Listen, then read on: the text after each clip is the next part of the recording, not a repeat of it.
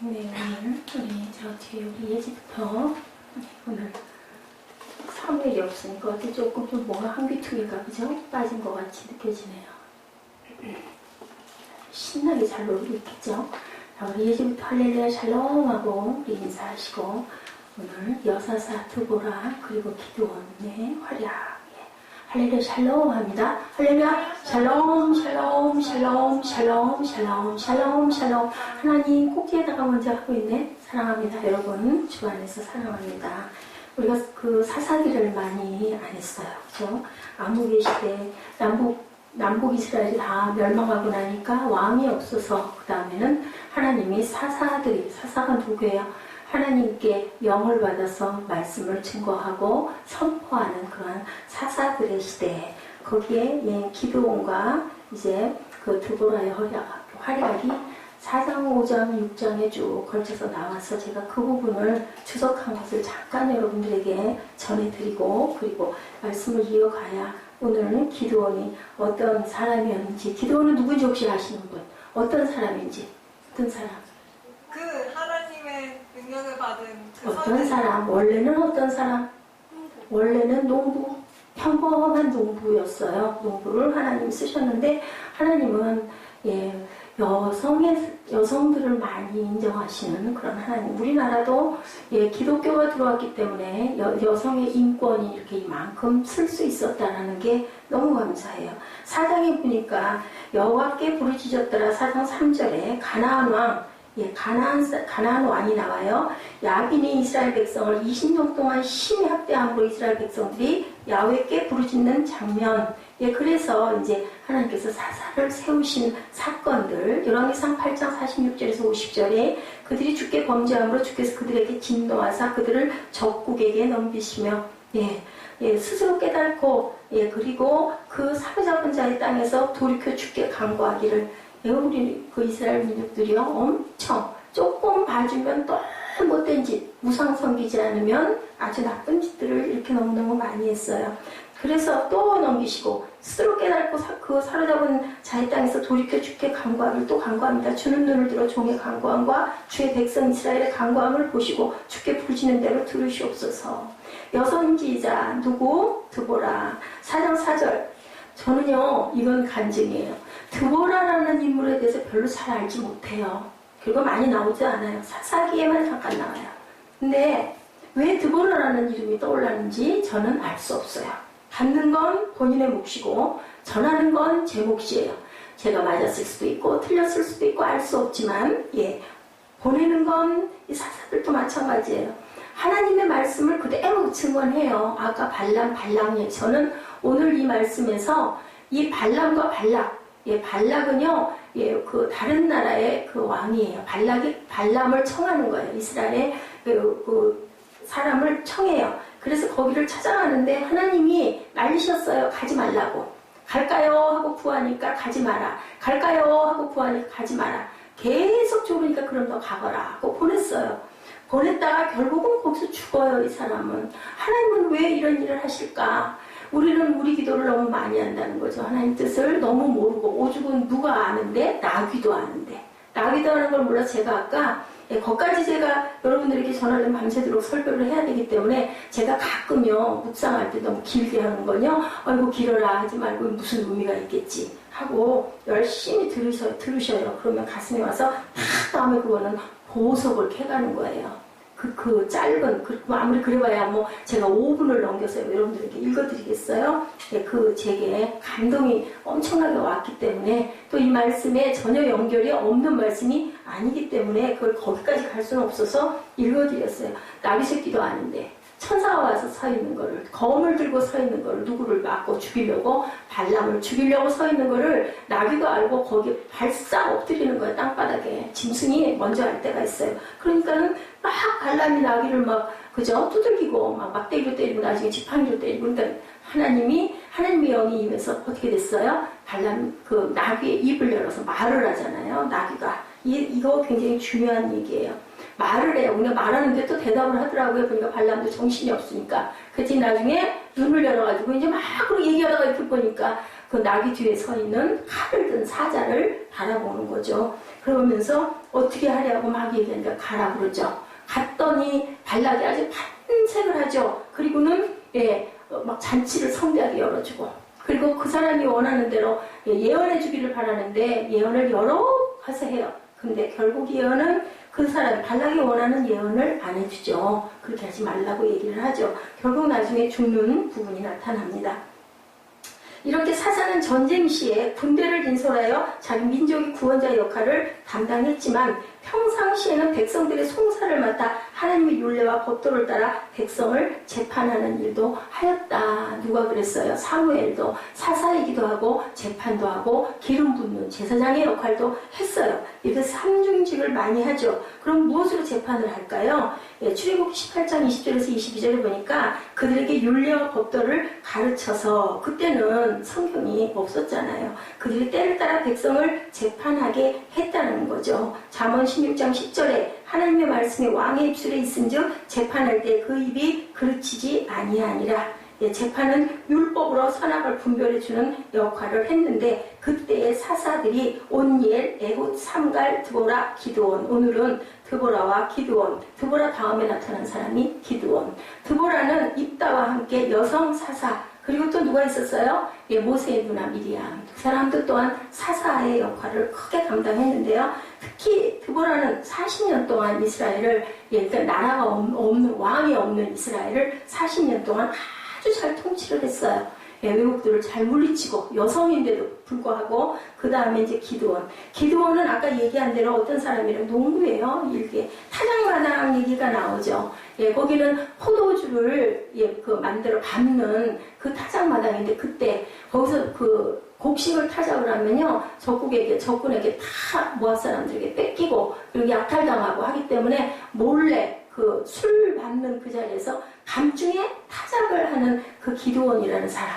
그 사람의 특징은 뭘까? 하나님은요, 분명히 한 가지씩은 특징 있는 사람을 붙드셔요. 그걸 보시는 거죠. 다른 부분은 다 나빠도 어떤 거 자기 가족을 어떻게든지 먹여 살려야 하는 거, 굶기지 않고 먹여야 되겠다는 생각으로 어떻게 보면 조금 겁이 많고 비겁하기까지 한 그런 기드온. 보통 농부가 밤에 타작마당에 있는데 하나님이 임재하셔서 말씀을 하시는 거죠. 이 지금 그 양털을 적셔 주시옵소서, 날려 주시옵소서 두 가지 얘기를 하는 것은, 아까 우리 드보라 자매 기도할 때 그런 역사가 일어나게, 물론 그런 걸 보면 구나 하고 놀래죠. 오, 기적이도 하죠. 그런데 사실은 도마에게 예수님이 뭐라고 그러셨어요? 믿지 않고 보지 않고 믿는 자가 복되도다.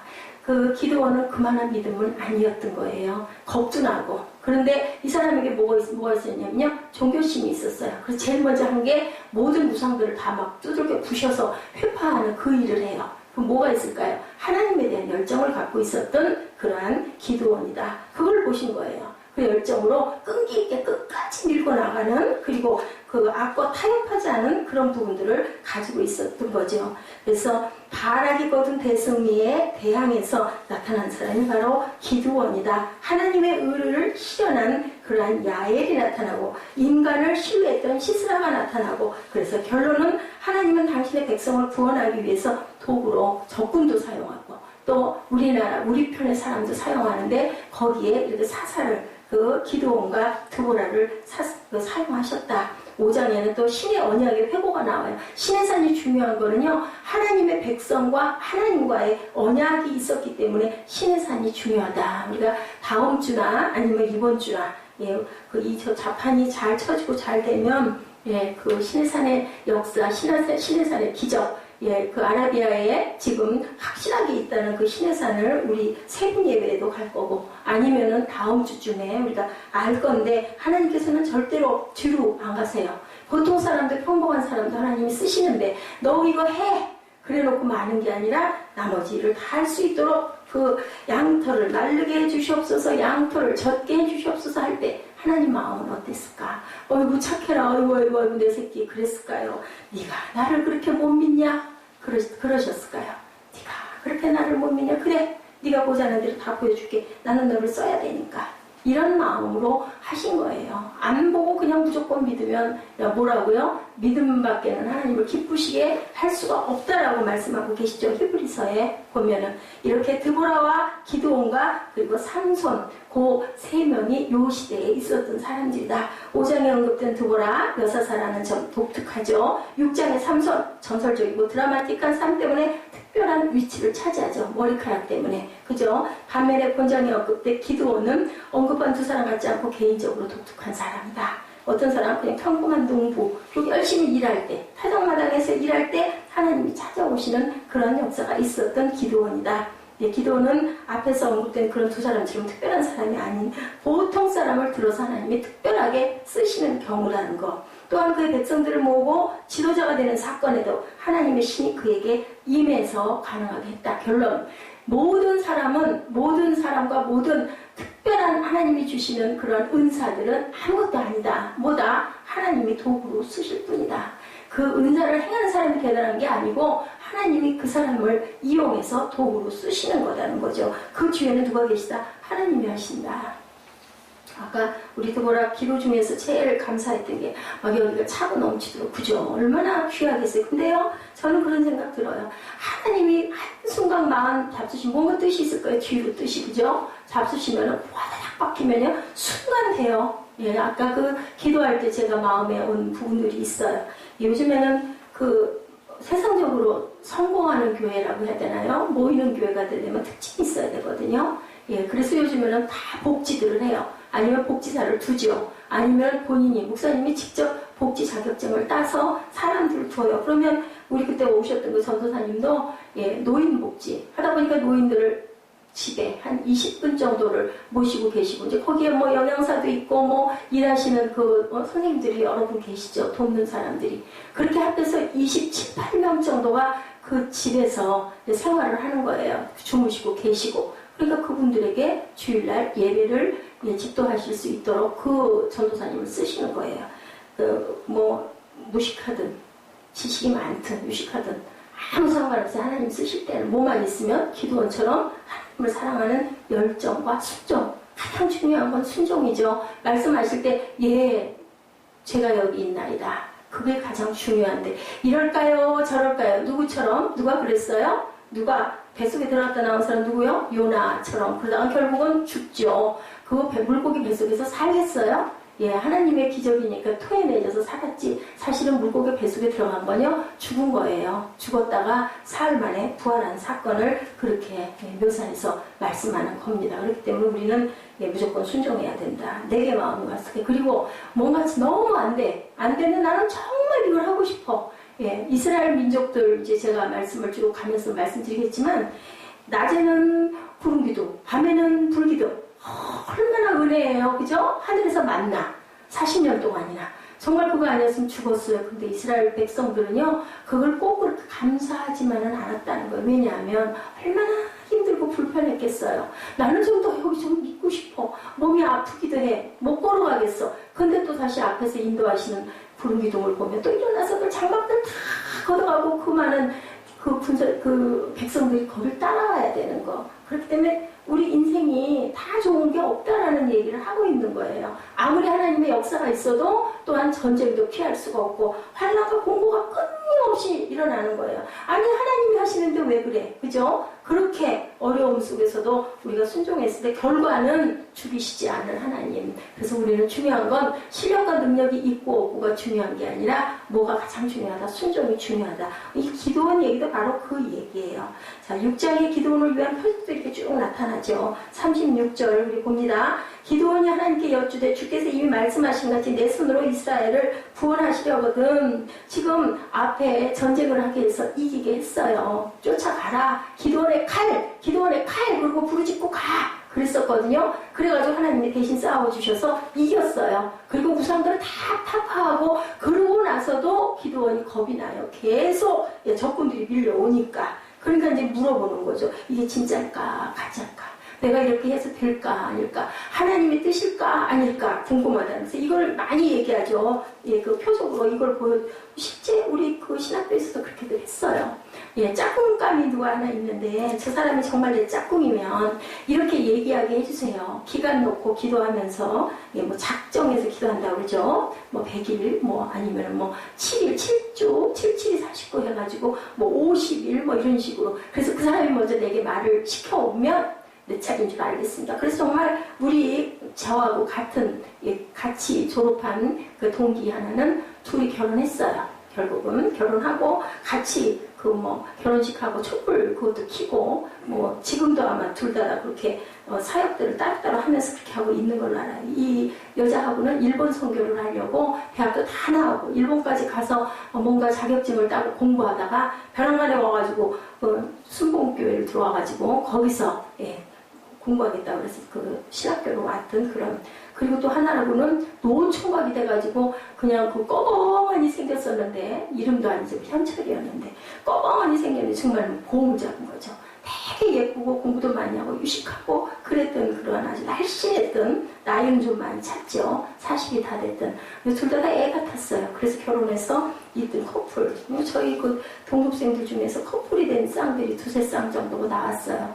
나이 드신 쌍은 잘못됐다라는 얘기를 듣긴 했지만요. 이 기도원의 이 양털 마르는 사건을 가지고 지금도 똑같이 그렇게 한다라는 거죠. 38절에 그대로 되죠. 이튿날 기도원이 일찍 일어나 양털을 가져다 그 양털에서 이슬을 짜니 물이 그릇에 가득하더라. 기도원이 이제 죄송하다고 그러죠. 노하지 마시라고. 구하옵니다. 내가 이번만 양털을 심하게 하소서 원하건대 양털만 마르고 그 주변 땅에는 다 이슬이 있게 하옵소서. 양털만 적고 나머지 땅을 마르게 하옵소서. 이제는 나머지 땅은 적고 양털만 마르게 하옵소서. 그 밤에 하나님이 그대로 행하시니 양털만 마르고 주변 땅에는 이슬이 있었더라. 예, 가나안 왕 야빈의 군대를 물리치고 그 모든 영광을 하나님께 돌린 여사사 드보라와 바락의 찬양이 소개된 데 이어 5장에서 6장에는 안정을 되찾자 또다시 하나님께 반역해. 누가? 이스라엘 민족들이. 그렇게 해가지고 이겨주셨어. 예, 여사사 드보라가 나서가지고. 그러고 나는데 또 이렇게 해가지고 다시 또, 예, 미디안 족속 이번에는 침공을 당하는 사실이 소개되고 있죠. 하나님이 이스라엘의 아픈 호소를 또 들으시고 한번 그들을 구원하실 계획을 또 건져주시는 거예요. 우리와 하나님과의 관계가 이런 관계라는 거죠. 하나님의 일꾼은 하나님의 계획과 필요에 따라서 꼭 세워진다. 그거 응답 안 하면, 안 듣고 뺀질뺀질 빠져나가면 결국은 버리시죠. 버리시고 다른 사람을 대신 일에도 꼭 써서 꼭 사용하십니다. 그러면 버려진 그 사람은 어떻게 살까요? 안 죽어요. 잘 살아요. 살기는 사는데 영적으로 엄청나게 힘들죠. 예, 그런 우리 그 전에 결혼식 할 때 주례해 주셨던 목사님 교회 반주자, 그 중학교 3학년인가 고등학교 1학년짜리 반주자 아버지가 그런 케이스였다고 그러더라고요. 누가 말려서 엄마가 순복음교회 그 집사님인데 남편이 그렇게 해가지고 신학하려고 해서 신학을 2학년까지인가 3학년까지인가 했는데 결국은 못하게 됐어요. 하는 일마다 너무너무 안 돼. 너무너무 고난이고 너무너무 힘든 것을 제가 몇 년 동안 보다가 지금은 물론 소식을 모르죠. 살긴 살아가요. 인정 안 하겠습니다 하고 살아간다고 죽지는 않아요. 근데 힘들게 가죠. 하나님은 먼저 구원을 호소하는 이스라엘을 향해서 그들이 고통당하게 된 근본적인 원인인 그들의 죄악을 깨우쳐 주시고, 그리고 꼭 내가 지은 죄에 대한 것은 또 은혜를 받아도 마찬가지예요. 주의 종이 되어도 마찬가지예요. 여러분들. 예, 누구도 하물며 다윗도 그랬죠. 죄진 것에 대한 보응은 꼭 받아요. 거기에 대한 죄의 대가는. 그리고 뭐해요? 예, 구원받은 사람들은 그러고 다시 일어서죠. 아닌 사람들은 그렇게 하고 무너지죠. 저 같은 경우도 제가 깨닫고 알아요. 느껴요. 온전하게 잘 왔더랬으면, 하나님의 말씀대로 잘 순종해 왔었으면 지금 엄청나게 많이 평안하고 하나님 말씀 안에서 잘 걸어갈 텐데, 잘 달려갈 텐데, 그렇지 못해서 지금 너무너무 많이 힘이 들게 이렇게 서 있는 제 모습을 제가 봅니다. 그렇기 때문에 여러분들에게는 정말 좋은 기회, 정말 젊은 시절에 정말 좋은 기회. 근데 알아요, 제가. 예, 우리 가문이 이제는 하나님의 나라에 들어섰으니까 분명히 우리 어머니 때는 뭐 고사도 지내고 막 이러셨거든요. 근데 그렇기 때문에 예, 내 다음 때는 분명히 하나님의 은혜 안에 3대만 하나님을 잘 믿으면 분명히 예, 복을 받는다. 그 복이 세상에서 잘 살아가는 그런 복하고는 조금 차이가 있는 거죠. 오늘은 깨어진 질그릇 같은 우리의 인생에 하나님의 계획이 있다는 그 증거가 뭘까? 지난번에 하나님 뜻을 우리가 구했습니다. 이게 뭐예요? 변화되어가는 변화선상에서 우리가 한 주 한 주 가고 있는데 기드온과 그리고 드보라와 그 삼손에 대한 얘기를 잠깐 언급하고 갑니다. 하나님의 인도하심과 계획에 따라서 말씀을 준비하며 참 마음을 먹었던 어떤 목사님이 이런 말씀을 하시더라고요. 2012년 8월 4일에 어떤 신문에 입력된 글이 너무너무 은총이 되었다고 그러더라고요. 예, 맞아요. 이런 글들에서 우리들이 굉장히 은혜를 받아서 그것에서 또 말씀을 전하게 되는데 거기에 루이스 스페라 쉐퍼라는 사람의 얘기가 나옵니다. 우리의 많은 영적 활동은 공허한 삶의 고통을 줄이기 위한 값싼 마취제에 불과하다. 이 말에 오해 없이 생각나는 하루가 되어야 되는데 거기에 이렇게 나와 있어요. 언젠가 바쁜 목사 나쁜 목사라는 책에 추천글을 쓴 적이 있었다고 그래요. 그 어떤 목사님이. 그런데 거기 뭐예요? 바쁜 목사는 나쁜 목사다. 여러분들 그 말 뜻이 무슨 뜻인지 아시겠죠?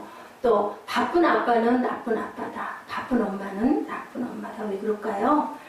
해야 할 사랑을 대화를 편하게 못하고 또 목회자들이 엄청나게 나머지 일들이 바쁘다 보니 성도들을 제대로 케어하고 위로하고 싸매주고 기도하지 못하기 때문에 아마 이런 얘기가 났고요. 목사님은 너무 바쁘시죠? 라는 말이 사실은 잘 나가는 목사님들에게 하는 말이지만 어떤 의미로는 굉장히 뼈아픈 말이 될 수도 있다는 거죠. 목회를 하면 모든 부분을 다 잘할 수 있는 슈퍼맨은 아니지만 기본적으로 바쁘다 보면 이 하나님 앞에 무릎 꿇고 또 교회에 머무는 시간이 너무 없죠. 여기저기 뛰어다니다 보면 바쁘다는 것이 우리 삶에서 얼마만큼 장애가 됐는지. 그래서 제가 아까 나의 영혼아 잠잠이를 저희들 하나님 인도하는 그 안으로 들어갔습니다. 여러분들 찬양할 때 입술로 하지 마시고 가사를 깊이 묵상하시면서 영으로 하는 찬양. 앞에 계신 분들이 제일 은혜를 받으셔요. 내 입술로. 왜냐면요, 제가 말씀을 정리를 하고 여러분들에게 전하고 또 다른 목사님들의 말씀도 제가 많이 보고 듣고 그리고 여러분들에게 전하다 보니 엄청난 은혜를 받게 되고 많은 그냥 고통스럽게 받던 하나님 말씀들이 너무 살아서 역사하기 때문에 이 자리는 정말 귀한 자리구나라는 생각을 합니다. 그리고 앞에서 찬양하실 때 이거는 예배하고는 특별한 관계가 없기도 하지만 겸해 얘기하는데요.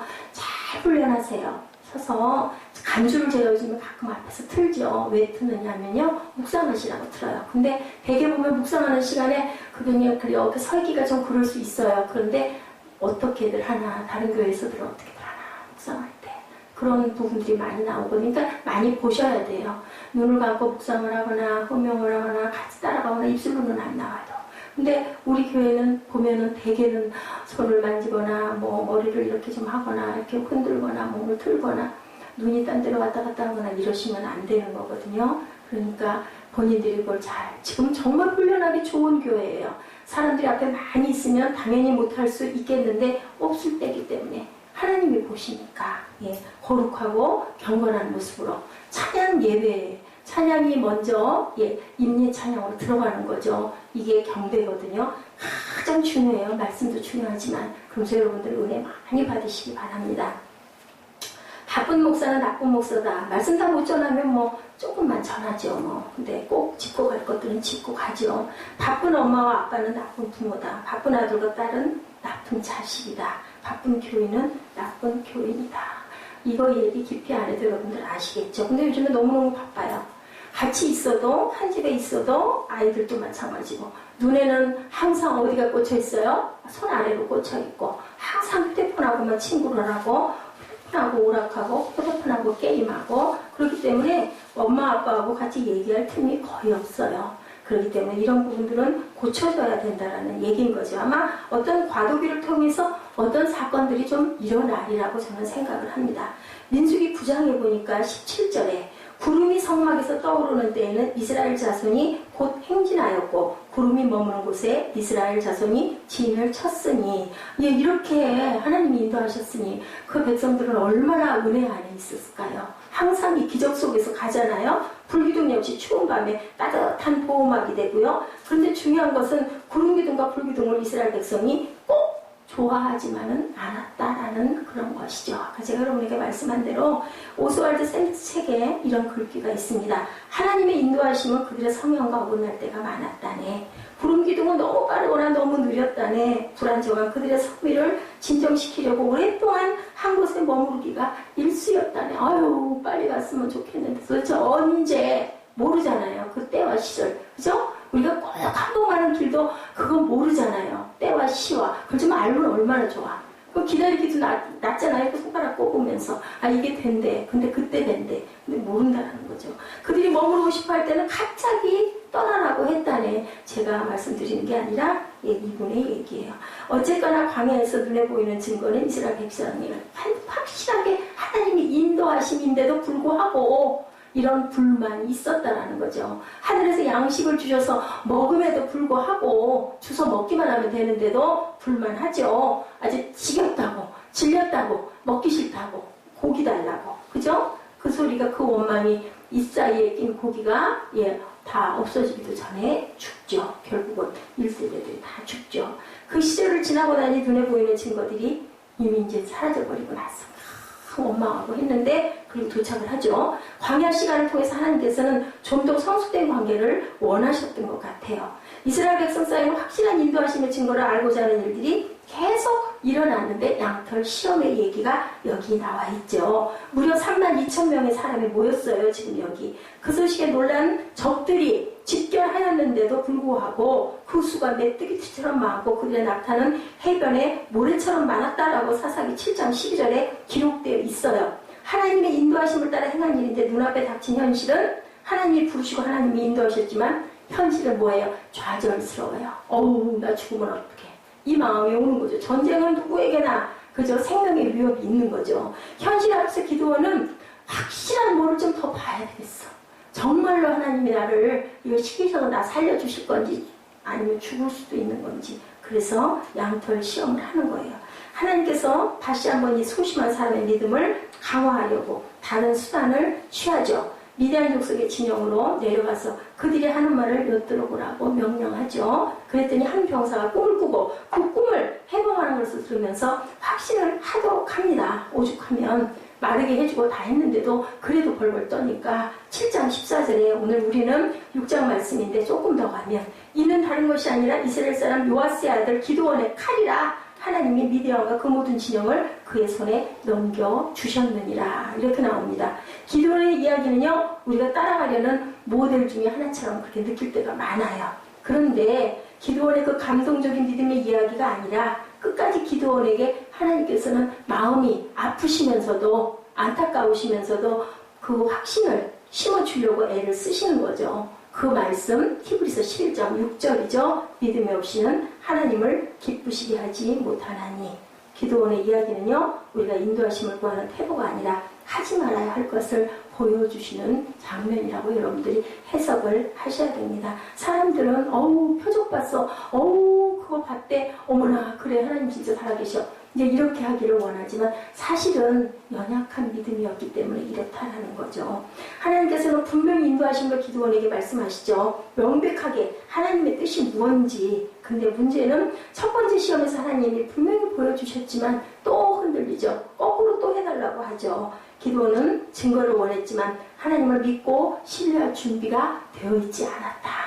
그거 믿으려고 하니까 누구와 똑같아요? 도마와 같이. 그래도 아버지께서는 보여주시죠. 왜요? 그 자식을 써야겠으니까 도마에게도 보여주셔서 도마가 인도로 가서 껍질이 벗겨지는 순교를 하게 되죠. 어찌됐든 간에 어떻게 만나든 이렇게 만나든 저렇게 만나든 베드로처럼 그렇게 경솔하게 굴고 그렇게 예수님을 모른다고 하고 변명을 하고 했지만 하나님 예수께서는 쓰셔야 되니까 나타나서 끝까지 나타나서 네가 나를 사랑하느냐고 그 반석 위에 하나님의 나라를 세우시기도 했어요. 그래서 중요한 건 만나는 게 중요한데 하나님 마음은 아프셨다라는 얘기요. 그럴 수 있다라는 거죠. 우리가 만약에 부모 입장이고 자녀에게 뭔가를 해줬을 때 아이가 자꾸 이렇게 해줘 저렇게 해줘 하다 보면 부모 입장으로 어떻든가요? 좀 짜증나죠. 그만큼 해줬는데 그래도 뭘 달라고 그러니 그래도 못 믿겠니? 이 말들 많이 하죠. 민수기 22장 3, 4절입니다. 모압이 심히 두려워하였느니 이스라엘 백성이 많음으로 말미암아 모압이 이스라엘 자손 때문에 번민하였더라. 미디안 장로들에게 이르되 이제 이 무리가 소가 밭에 풀을 뜯어먹은 같이 우리 사방에 있는 것을 다 뜯어먹으리로다. 그때 십볼의 아들 발락이 모압 왕이었더라.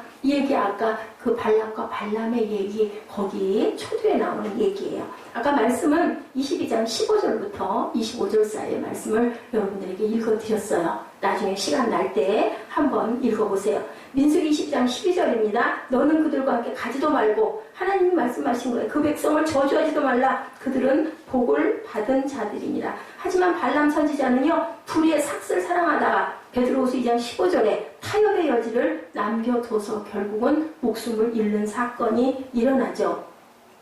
이적거리는 발람에게 발람 왕은 파격적인 보상을 약속을 하는 거예요. 우리 직장에서도 그러죠. 스카우트 할 때 와 내가 이만큼 해줄게.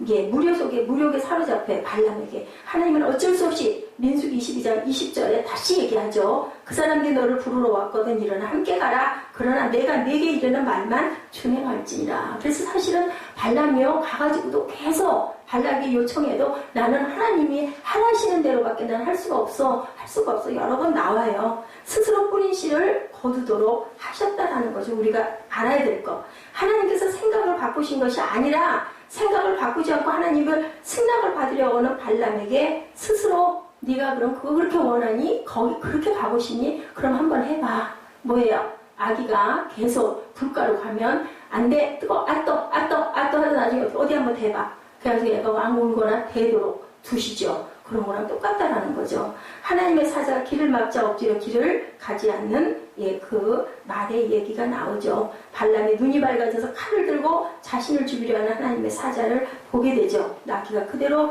길을 갔더라면 발람은 그 자리에서 죽었을 거예요. 여호와의 사자의 칼에. 우리는요. 하루하루가 어떤 신비. 제가 오늘 인터넷 때문에 그렇게 힘이 들고 눈이 빠지도록 고생을 할 줄 오늘 새벽에 알았겠습니까? 정말 힘들었어요. 눈이 아주 정말 쑥 빠져나가는 것 같이 힘이 들었어요. 이런 일들이 나도 모르는 일들이 이렇게 많이 일어날 수 있다는 거예요. 발람은 결국 모압 왕 발락에게로 가죠. 하나님께서 하라고 명령하시는 그 말만 합니다. 발락이 원하는 대로 이스라엘을 저주할 것이 아니라 오히려 이스라엘을 축복합니다. 축복하라고 하셨으니까.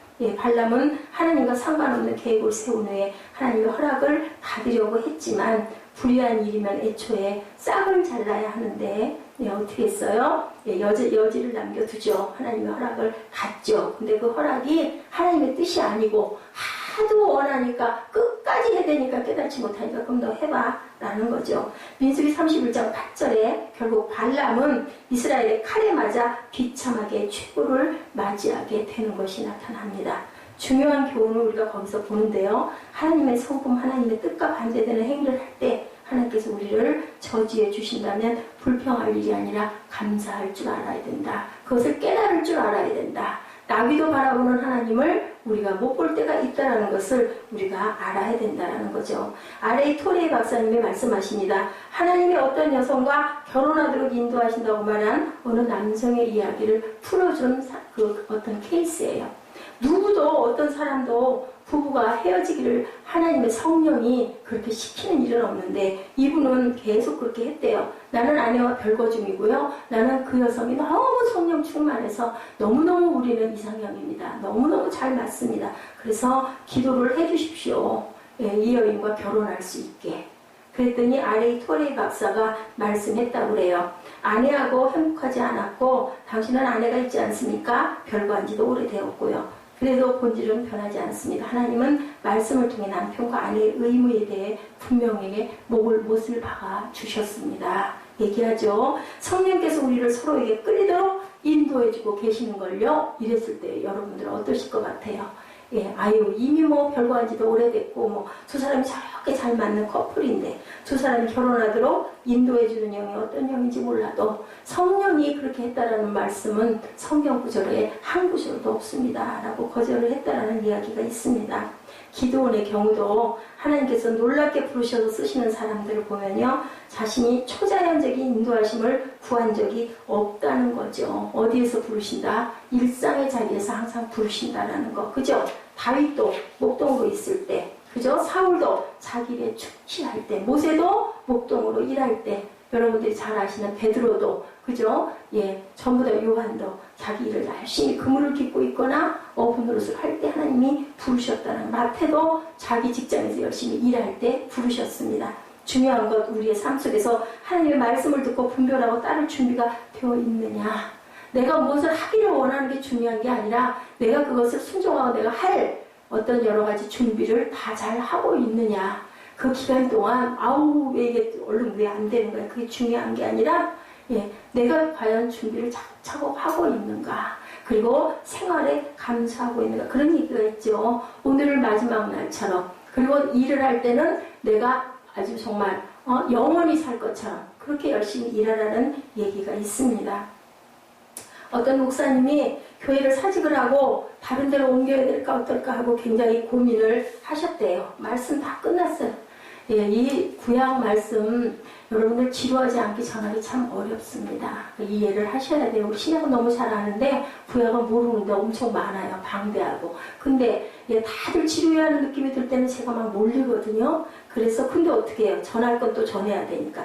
여러분들이 제가 옛날 얘기를 하지 하는 귀로 들으세요. 그러면 제가 좀 더 잘 재밌게 얘기를 해야 되는데 그러다 보면은 느낌이 조금 덜 지루할 수도 있으실 거예요. 이것도 훈련이다 생각하시고 피곤하실 텐데, 예, 어떤 분이 이제 그 목사님이 기도원에 갔대요. 일주일 동안 기도를 하면서 거기서 말씀도 전하고 좀 꽤 그래도 예, 명분이 있고 젊으신 목사님이었어요. 남자 목사님이고. 그러면서 자기가 자기 이 교회를 내가 담임을 그만두는 게 맞나, 다른 데로 그냥 나는 개척을 좀 하고 싶다. 아버지가 목사님이어서 내가 이 교회를 물려받게 됐는데 여러 가지 장로님들이나 뭐 의견들이 많으셨겠죠. 교회가 작은 교회가 아니었기 때문에. 그래서 예, 어떻게 해야 될까 하고 기도하면서 어떻게 할까 하고 이제 버스를 타려고 나무꾼들이 앉아가지고 묵상을 하는데 하나님께서 예, 마음에 그런 마음이 왔대요. 어느 곳이 중요한 게 아니라 하나님이 뜻대로 인도되는 대로 가는 것이 옳다라는 생각을 하고 있었다고 합니다. 나는 이제 사람들을 볼 게 아니라 사명을 따라 움직여야 되겠다. 무엇을 하든. 그런데 밤에 집에를 딱 왔는데 전화가 왔더라는 거죠. 기도원에서 내려와가지고 이틀밖에 시간이 남지 않았는데 주일 저녁에 와서 설교를 해달라고, 이틀 전에 알지도 못하는 목사님 그 교회 가가지고 말씀을 전했대요. 그랬더니 이 목사님이 의외로 벼랑간에 기가 막히게 우리 교회를 좀 담임을 좀 맡아주십시오 하더라는 겁니다. 교회를 의리의리하게 잘 지어놓고 성도도 수백 명 정도 되는 그런 교회를 이 목사님이 직접 교회를 지어놓고는 아유 목사님 어떻게 하시게요? 그랬더니 아유 나하고는 맞지가 않는 것 같아요. 나는 시골에 가서 조그만 교회 이렇게 해서 그냥 끝까지 연세가 좀 드셨으니까 섬기다 가야 되고, 이 교회는요 비전이 굉장한 교회입니다. 목사님이 담임을 하시면 이 교회가 훨씬 훌륭하게 성장할 것 같으니 맡아달라고. 이 목사님은 어땠겠어요? 기도원에 가서 그 기도하고 왔는데 기도하고 오자마자 그런 얘기가 있으니까 갈등이 오는 거예요. 하나님 뜻일 수도 있는데. 그러면서 근데 뭐를 받느냐, 이 목사님이 기도원에 가서 은혜를 받으셨더라고요. 은혜를 받으셔가지고 그 교회를 지으신 나이 드신 목사님이 이렇게 바라보니까 정말로 당신의 교회를 정말 사랑하고 성도들을 정말 사랑하는 참된 목회자다라는 생각이 들었대요. 그래서 이 젊은 목사님이 해외를 나가셔서 몇 주일 동안 쉬시면서 좋은 교회들, 잘 나가고 있는 말씀을 잘 증거하고 있는 단단한 교회들을 한번 돌아보시고, 그렇게 와서도 그래도 내가 떠나고 제가 담임을 하는 게 낫겠다라고 여겨지시면 연락을 해주십시오 했대요. 그리고는 목사님하고 헤어졌다고 그러더라고요. 그랬는데 나중에 어떻게 됐을까요? 연락이 오지 않았대요. 그래서 참 이 목사님을 감사했고, 맞아. 그러면서 느낀 거, 나는 내가 지금 담임하려고 하는 이 교회 아버지가 목사님이 어떤 이 교회를 내가 이 성도님들을 참 사랑하는구나를 느끼고, 그리고 이제 그 이후로 16년 동안을 열심히 담임을 해서 오고 있다라는 그러한 말씀을 하세요. 우리들은 이 얘기는 무슨 얘기냐? 기도원처럼 항상 우리는 선택의 기로에 있다라는 거예요. 그럴 때는 우리의 마음대로가 아닌 하나님의 뜻을 구해야 되겠다.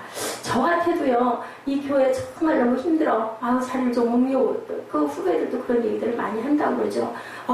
여기서 집사님이 나면 도저히 안 되겠어. 집사님하고 싸울 수 없으니까 내가 교회를 옮겨야지. 이런 후진들도 있다는 얘기를 해요. 그랬을 때 이 목사님의 간증이에요. 내가 옛날에 그랬기 때문에 얘기한대요. 그러면 옮겨가가지고 거기에 또 누군가가 또 너를 힘들게 하면, 자네를 힘들게 하면 또 옮길 텐가, 이렇게 얘기를 한다고 합니다. 중요한 것, 교회를 사랑하는 마음은 하나님의 명령대로 내가 있어야 할 그 자리가 이 자리라면 어떠한 고난과 환란이 있다 하더라도 끝까지 무릎을 꿇고 거기에서 어떤 다른 변화가, 내가 할 수 없는 변화가, 제가 지금 그러고 있거든요. 사실 저는 교회 때문이 아니라 배우자 문제 때문에 그러고 있는데요. 내 힘으로는 도저히 안 되는 거죠. 아주 좀 아니었으면 좋겠는데, 그럴 때는 하나님이 인도하시는 대로 하나님 가겠습니다. 이게 중요한 건 내 혈기를 비워야 되겠다. 내가 사람에게 기대거는 모든 것을 비워버려야 되겠다. 아버지가 아무래도 이거를 원하시나 보다. 그런 생각을 하면서 제가 가고 있어요. 이렇게 우리가 사랑한다라는 거, 그리고 선택한다라는 거, 하루의 일상 중에도 끊임없는 선택이 오죠. 제가 오늘 인터넷에 앉아가지고 저거 안 되면요, 그냥 그래도 웬만큼 말씀 준비를 웬만큼 해놨었어요. 다행히. 그냥 좀 내일 하든지 딴 걸 좀 하든지 하면 돼. 저도 이렇게 못 돼가지고요. 이렇게 하면 될 것 같으니까 그냥 하다 보니까 3시간, 4시간 그냥 시간 보내고, 나중에는 이루어진 게 아무것도 없고 너무 피곤하죠. 뭐예요? 선택을 그걸 했기 때문에 이렇게 힘이 든 거예요. 안 되면 좀 밀어놓고, 나보다 좀 유능하신 분들 주변에 또 우리 또 아들 또 어디 갔기 때문에 하필이면 오면 또 제일 만만하잖아요. 내가 막 편하게 말해도 되고 그래도 될 건데, 오늘 당장은 괜찮은데 그걸 못하고 몇 시간을 낑낑거리고 쉬지도 못하고 팔꿈치가 돼가지고 있으면 마음은 편하겠어요? 여러분한테 증거하고 설교할 때 마음이 좀 편안하고 좀 평강해야 되는데 그거 못하는 거죠. 우리가 항상 내 생각이, 주변의 환경이 우리를 꺾거나 하나님의 뜻을 대신하지 않도록 구할 줄 아는 저와 여러분 되시겠습니다. 기도원처럼 하나님 마음을 너무 많이 아프게 하지 말고 그저 하나님이 이렇게 말씀하시지, 성경에 입각해 봤을 때 이러면 아멘 하고, 우리가 내가 손해나고 내가 좀 피곤하고 내가 힘들어도 하나님이 기뻐하시는 뜻이 어디 있나, 무엇보다도 하나님께서 우리에게 주신 소명을 생각하고 우리를 향한 하나님의 인도하심이 명확해지는 그 길을 찾고 기도하고 구하는 저와 여러분 되셔서, 사명 때문에 우리가 해야 하는 의무는 어떤 것인지 오늘 기도하시면서 묵상해 보시고요. 그 사명과 의무를 위해서 여러분들 우리들 한번 깊이 기도하는 시간 갖도록 합니다. 기도원처럼 물어보시더라도 하나님의 뜻에 반대되는 것을 자꾸 물어보다가 결국은 발람처럼 가했다가 결국 이스라엘 민족들에게 죽임을 당하는 아주 대단히 귀한 사람이었거든요. 발람도 그 선지자였었고, 근데 결국은 그렇게 욕심을 부리다가 하나님 뜻 반대로 가다가 그랬고, 내가 구하는 것을 아직 때가 아니면 더 훈련하고 연단해야 되겠다는 그 깊은 뜻으로 깨닫고 알고 순종하고 가실 줄 아는 저와 여러분 되시기를 주님의 이름으로 축복합니다. 기도하시겠습니다. 믿음이 없이는 하나님을 기쁘시게 하지 못하나니 야훼를 기뻐하라. 그가 내 마음의 소원을 내게 이루어 주시리로다. 내 길을 야훼께 맡기라. 그를 의지하면 그가 이루시고, 허물을 덮어주는 자는 사랑을 구하는 자요, 그것을 거듭 말하는 자는 친한 벗을 이간하는 자니라 라고 말했습니다. 아버지, 저희들 사랑으로 모든 허물을, 상대방의 허물들을 덮어주고, 부족하더라도 아버지께서 만나게 해주신 동역자들, 아버지께서 만나게 해주신 우리 성도님들, 또한 우리 교회 위에 하나님 열심히 다른 사람 보지 않고 오직 하나님의 십자가 주님을 바라보고 나아가는 우리 새생명 새빛교회 성도님들, 그리고 사역자들 될 수 있도록 아버지 힘 주시고 능력 주시고 은총 나려 주시옵소서. 무엇보다도 생활의 평강을 허락하여 주옵소서. 감사드리옵고 예수 그리스도 이름으로 감사하며 기도드렸사옵나이다. 아멘. 결단 찬양하시고 우리 각자 편하실 대로